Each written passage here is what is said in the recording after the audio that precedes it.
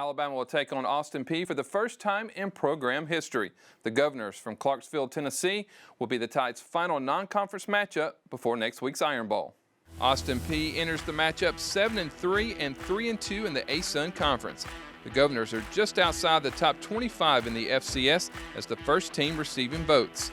Austin Peay knocked off then 16th ranked Eastern Kentucky in Week 5, 31-20. Scotty Walden does a really good job there. For FCS, these guys are ranked, in the top part of their division in just about everything they do. In his third season as head coach, Scotty Walden is 17-10 as the Governors' head coach.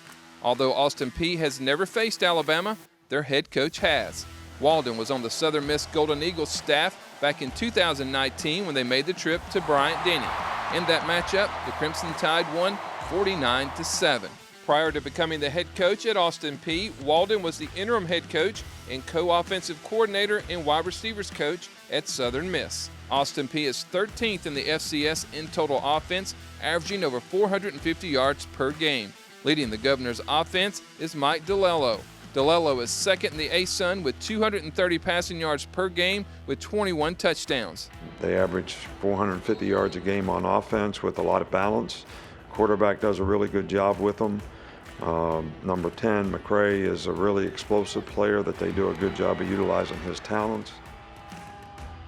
His favorite target, Dre McCray, leads the ASUN, averaging 93 receiving yards per game. McCray has 64 receptions for 929 yards with 9 touchdowns on the season. Led by C.J. Evans Jr., the Governors are 19th in the FCS with over 202 rushing yards per game. Evans is 5th in the ASUN with 590 rushing yards on the year. On defense, Austin Peay leads the ASUN, allowing just over 21 points per game. Antoine Williams is 2nd in the ASUN with 81 tackles on the year. The Alabama special teams will have to keep an eye on the Governors' key returner, Cam Thomas. The Birmingham native has already returned 2 kicks for touchdowns this year, a punt return for 92 yards, and a kickoff return for 94. For the Crimson Tide, this is an opportunity to build off last week's win over number 11 Ole Miss and finish the season strong. Look, we need to prepare for this game like any other game that we play. We need to be ready to play well.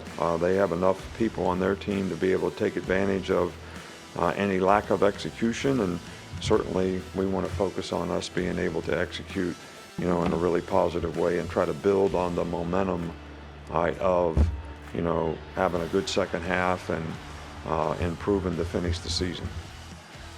It's going to be an early one in Bryant-Denny on Saturday. Kickoff is scheduled for 11 o'clock. The game will be broadcast on SEC Network Plus. Reporting from the Crimson Tide Production Studio inside Bryant-Denny Stadium, I'm Christopher England with Tide TV.